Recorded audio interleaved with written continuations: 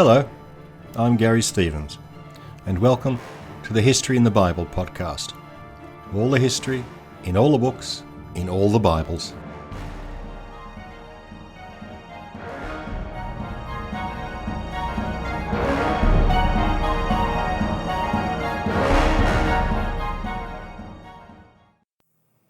Episode 1.53 Evil King Manasseh and the Reformation of Josiah.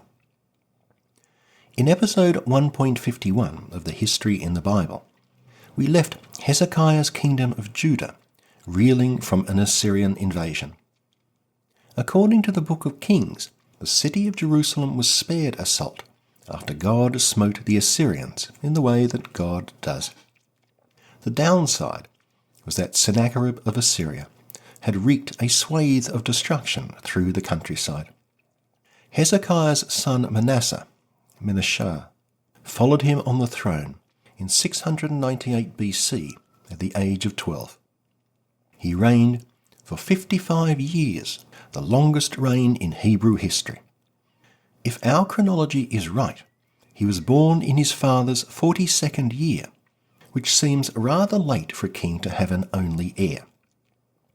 Perhaps the Assyrians pressured his father to bypass older sons. Perhaps he was the only surviving son. Perhaps he was even Hezekiah's grandson. The youthful Manasseh inherited a reduced and war-torn Judean state. Assyrian documents call him the king of the city of Judah, implying that he ruled over little more than Jerusalem, at least for part of his reign. During his long time on the throne, Manasseh was a dutiful vassal of Assyria. He had no choice. Throughout the period, Assyria campaigned again and again in the Levant. Assyrian troops and outposts were stationed throughout the entire area, policing their vassals and the Mediterranean maritime trade. Egypt had supported Levantine revolts against the Assyrians for decades, smugly confident that they could stick pins into that most belligerent of nations and rely on the deserts of Sinai to shield them from retaliation. They received their comeuppance in 656 BC, towards the end of Manasseh's reign, when the Assyrian king Ashurbanipal destroyed the Egyptian capital of Thebes and its largest city, Memphis. This was the zenith of Assyrian power. Ashurbanipal installed an amiable new pharaoh, inaugurating the 26th dynasty of Egypt. No one could have predicted it, but this would be Egypt's last native dynasty.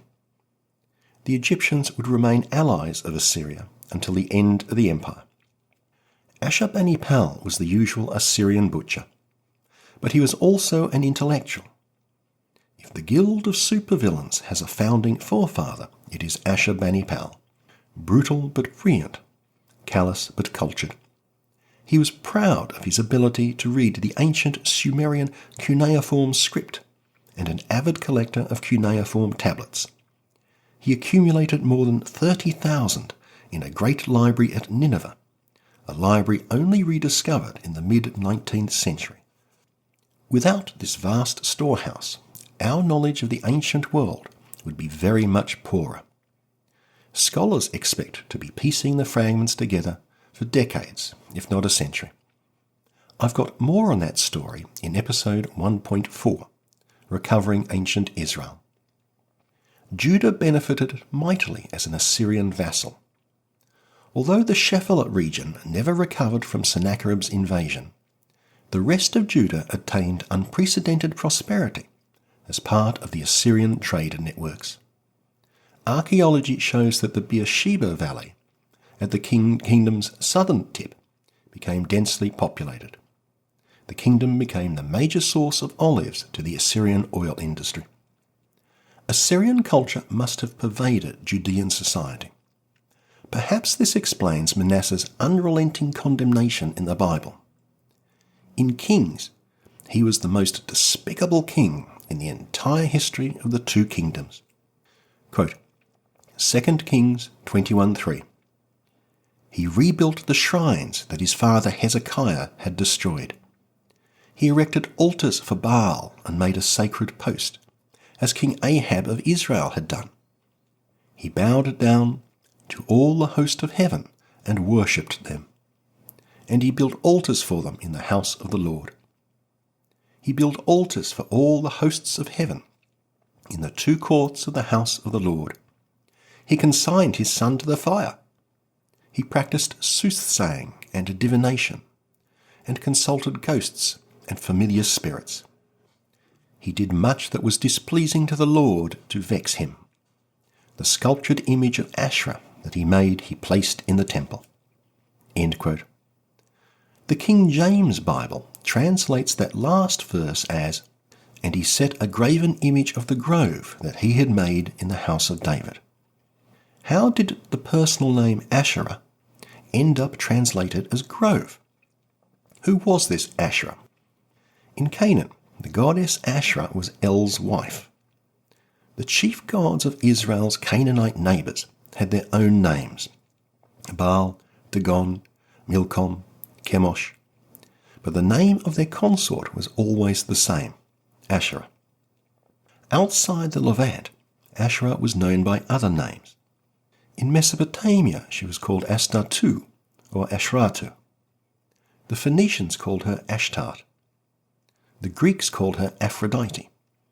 She was the goddess of fertility and war, the queen of heaven. Her symbols were a tree surrounded by goats. Her totems were bronze or ivory rods adorned with pomegranates.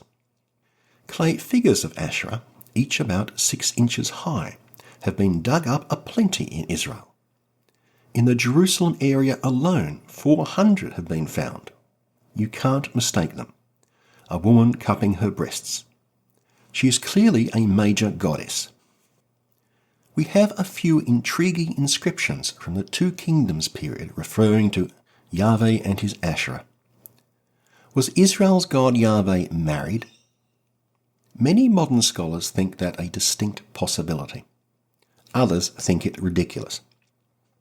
The very idea that God was married was anathema to the writers of the Bible. Asherah the goddess was systematically written out.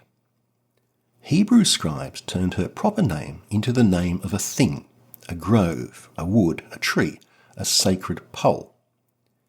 Until the Revised Standard Version of the mid-20th century, Asherah was always translated in English Bibles as sacred pole or grove. Not only did Manasseh sin, but he caused others to sin, and he introduced foreign cults into the temple itself. Why the sudden reversion to pluralism? Because the countryside, devastated by Assyria, could only be revived with the cooperation of the networks of village elders and clans. That meant resuming worship at the high places, the sacred poles, the local shrines. It is entirely possible that Manasseh was simply letting the age-old polytheism of Judah reassert itself after his father's attempts to quash it. The authors of Kings were all good Yahwists. They would have none of this. According to them, so evil was Manasseh that the entire kingdom would eventually be destroyed for his wickedness. Quote, 2 Kings 21:11. "Because King Manasseh of Judah has done these abhorrent things, assuredly thus said Yahweh, the God of Israel, I am going to bring such a disaster on Jerusalem and Judah that both ears of everyone who hears about it will tingle. I will apply to Jerusalem the measuring line of Samaria and the weights of the house of Ahab. I will wipe Jerusalem clean as one wipes a dish, and I will cast off the remnant of my own people and deliver them into the hands of their enemies. They shall be plunder and prey to all their enemies." End quote. Nothing like this is mentioned in Chronicles. The chronicler saw the theological problems that the authors of Kings ignored. If Manasseh was so evil, why was he granted so long a reign, 55 years? If Manasseh was the cause of Judah's destruction, Why did God delay his vengeance for another 60 years after the king's death? It was all most troubling. The chronicler portrays Manasseh as much less evil, and even allows him to repent of his wickedness. He recounts an incident not mentioned in Kings. Quote, 2 Chronicles 33:11. So the Lord brought against them the army of the commanders of the king of Assyria, who took Manasseh prisoner, put a hook in his nose, bound him with bronze shackles, and took him to Babylon. In his distress he sought the favour of the Lord his God, and humbled himself greatly before the God of his ancestors. And when he prayed to him, the Lord was moved by his entreaty, and listened to his plea. So he brought him back to Jerusalem and to his kingdom. Then Manasseh knew that the Lord is God. He removed the foreign gods. End quote. Nothing about this incident rings true. Manasseh was a loyal vassal of Assyria. Did he rebel? And why would the Assyrians take their captive to Babylon? The chronicler must be relaying a garbled version of events that happened to other kings during the Babylonian ascendancy. The chronicler does not record the text of Manasseh's prayer. Sometime before St. Jerome assembled the Latin Vulgate in the 4th century AD, some good soul thought it would be a grand idea to write the actual content. Jerome placed its 15 verses at the end of 2 Chronicles as an afterthought. Martin Luther included it in his German translation, but it has never been popular. The prayer of Manasseh does not form part of the canon of any Bible, but it appears as an apocryphal portion in several. The apocryphal books are those that a tradition regards as definitely not kosher for doctrine, but suitable for edification. As such, it appears in the King James Bible, the Revised Standard Version of the Bible, and in some Orthodox Bibles. Modern Catholic Bibles ignore it. The prayer has had more luck sneaking into Christian services. In the Greek Orthodox and the more traditional American Episcopal churches, it is recited during Lent. In the Catholic tradition, parts of the prayer appear on a few days during the liturgical year. After a long and peaceful reign, Manasseh was succeeded on the throne by his son Ammon in 643 BC. For both Kings and Chronicles, Ammon is just an unfortunate interlude before the glorious reign of Ammon's own son Josiah. Quote, 2 Chronicles 33:21. Ammon was 22 years old when he became king, and he reigned 2 years in Jerusalem.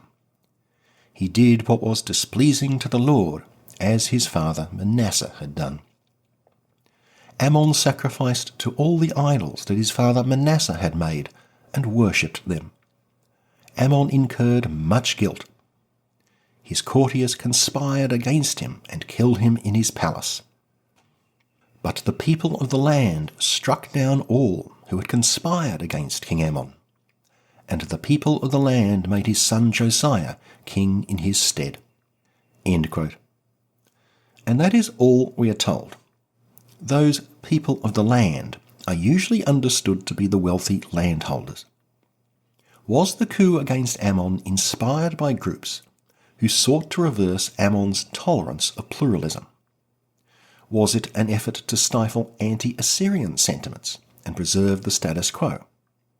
Or could it have been the opposite? Assassins inspired by a nationalistic surge that thought the time had come to throw off the Assyrian shackles? Or was there some attempted palace coup by other and older brothers of Ammon? Whatever the situation, the coup failed through lack of support from the upper classes, and Ammon's infant son Josiah succeeded to the throne. King Josiah would reign for 31 years. Neither Kings nor Chronicles pays any attention to the international situation in these decades. But in understanding the changing power balance in the Middle East, we understand Josiah's reign. Assyria had been the superpower of the Middle East for 200 years, a major force from the earliest years of the two kingdoms. 80 years before Josiah, they had utterly crushed the northern kingdom of Israel. In the reign of Josiah's grandfather, Manasseh, they had achieved their dream of crippling the Egyptians, assembling an empire that marched from the Nile to the Gulf of Persia. Their luck finally ran out halfway into Josiah's reign. After King Ashurbanipal's death or abdication in 627 BC, the records are oddly silent, the empire was rent by civil war. The Babylonians first raised the standard of revolt the next year. This was the signal for the Scythians and Cimmerians to Assyria's north and the Medes to their east to resume hostilities. The gigantic pincer movement was too strong to resist. Assyria slowly collapsed, its capital of Nineveh falling in 612 BC. But the Assyrians were not finished yet. They were the feistiest barroom brawlers the Middle East would ever see. Just when you thought they were dead, they would pick themselves off the floor and come back for another vicious attack. The Assyrian remnants rallied at Haran, on the border of what is now Turkey and northern Syria. There they died. The Egyptians were happy to reassert themselves in the Levant as their friends the Assyrians lost their grip over the region. Here was a grand opportunity to regain their ancient provinces in Syria-Palestine. As Assyrian power in the Levant ebbed, it was replaced with an Egyptian program more benevolent in character and less oppressive in nature. The Egyptians had no interest in interfering in the internal affairs of their vassals. They just wanted to trade in security. You can learn more about these events at Scott C's Ancient World podcast. Against this background, we can make sense of Josiah's reign. The Book of Kings portrays Josiah as a great king, the most virtuous since David. Chronicles rates him a little lower, as it favours his great-grandfather Hezekiah, but only by a little. After it had become clear that the Assyrians were on the way out, and the encroaching Egyptians cared nothing about religious matters, Josiah conducted a reformation that would have made Martin Luther proud. He was determined to rid the land of Assyrian religious influence. The cleansing was kicked off when the priests stumbled on a previously unknown book of the Torah. As I discussed in episode 1.23, God's Historian, this is believed to be the core of the book of Deuteronomy. Quote, 2 Kings 22:8.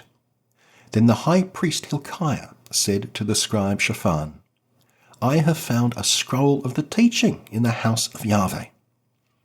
Shaphan read it to the king. When the king heard the words of the scroll of the teaching, he rent his clothes. And the king gave orders to the priest Hilkiah and to the scribe Shaphan, Go, inquire of Yahweh on my behalf and on behalf of the people concerning the words of this scroll that has been found. For great indeed must be the wrath of Yahweh that has been kindled against us, because our fathers did not obey the words of this scroll to do all that has been prescribed for us. End quote. The high priest hurried to a female prophet to verify the scroll. She authenticates its divine origin and also pronounces an oracle. Quote, 2 Kings 22:14. So the priest Hilkiah went to the prophetess Huldah and spoke to her. She responded, Thus says Yahweh, I will bring evil upon this place and upon its inhabitants, because they have forsaken me and have burned incense to other gods, that they might provoke me to anger with all the work of their hands. Therefore my wrath will be kindled against this place, and it will not be quenched. But as to the king of Judah, thus says Yahweh, the God of Israel, because your heart was penitent, and you have rent your clothes and wept before me, I also have heard you, says Yahweh. Assuredly I will gather you to your fathers, and you shall be gathered to your grave in peace, and your eyes shall not see all the evil which I will bring upon this place." End quote. Huldah's last prophecy, where Josiah passes away in his bed, turned out to be spectacularly wrong. Huldah is one of only 4 female prophets in the Bible, along with Moses' sister Miriam, Deborah, and Noadiah, mentioned in the book of Nehemiah. From Egyptian, Canaanite, Assyrian, and Babylonian records, we know that the prophetical guilds throughout the Middle East were equal opportunity employers. Why did the Hebrews alone so object to female prophets? Josiah was thunderstruck. Quote, 2 Kings 23:1. At the king's summons, all the elders of Judah and Jerusalem assembled before him. The king went up to the house of Yahweh, together with all the men of Judah and all the inhabitants of Jerusalem, and the priests and prophets, all the people, young and old.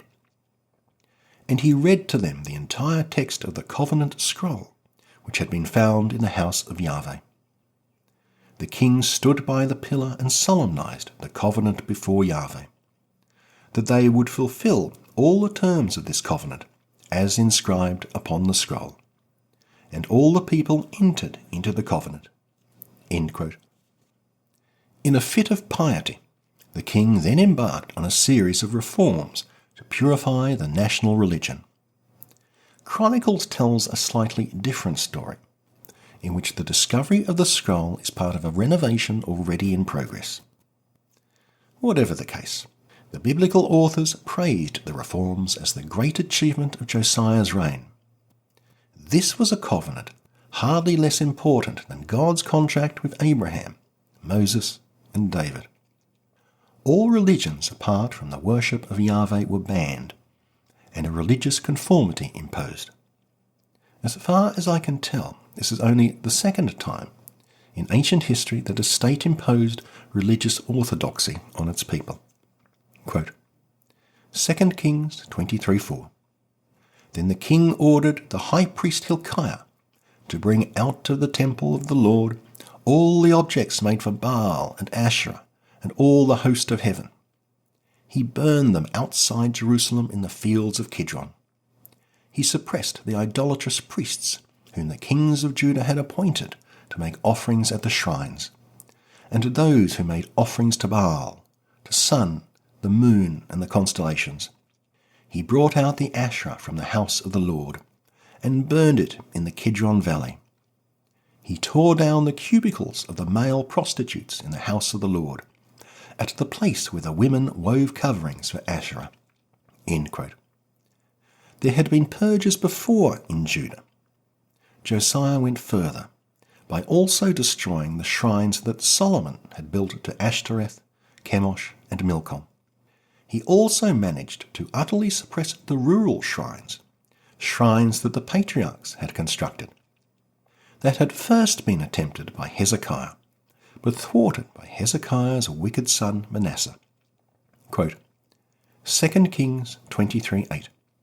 He brought all the priests from the towns of Judah to Jerusalem, and defiled the shrines where the priests had been making offerings, from Geba to Beersheba.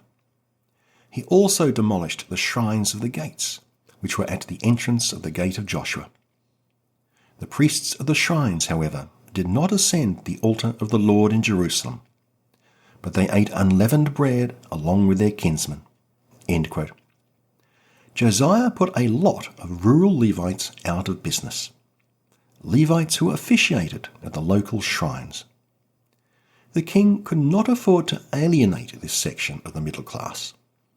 Josiah let the displaced rural priests share in the goodies that the temple priests brought in, a tacit admission that local shrines had been considered quite legitimate before. The Book of Kings shows an especial glee in Josiah's purge of religious sites in the old northern kingdom. That he could do so shows he had extended his authority in the old Israelite territory, and that Assyrian power had declined considerably. Quote, 2 Kings 23:15. As for the altar in Bethel, and the shrine made by Jeroboam, who caused Israel to sin. That altar too, and the shrine as well, he tore down. He burned down the shrine and beat it to dust, and he burned the sacred post. Josiah turned and saw the graves that were there on the hill, and he had the bones taken out of the graves and burned on the altar. Thus he defiled it, in fulfillment of the word of the Lord, foretold by the man of God who foretold these happenings. Josiah also abolished all the cult places in the towns of Samaria, which the kings of Israel had built, vexing the Lord. He dealt with them just as he had done to Bethel. He slew on the altars all the priests of the shrines who were there, and he burned human bones on them. Then he returned to Jerusalem." End quote.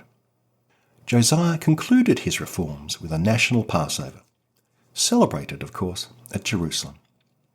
Quote, 2 Kings 23:24. "Thus he fulfilled the terms of the teaching recorded in the scroll that the priest Hilkiah had found in the house of Yahweh.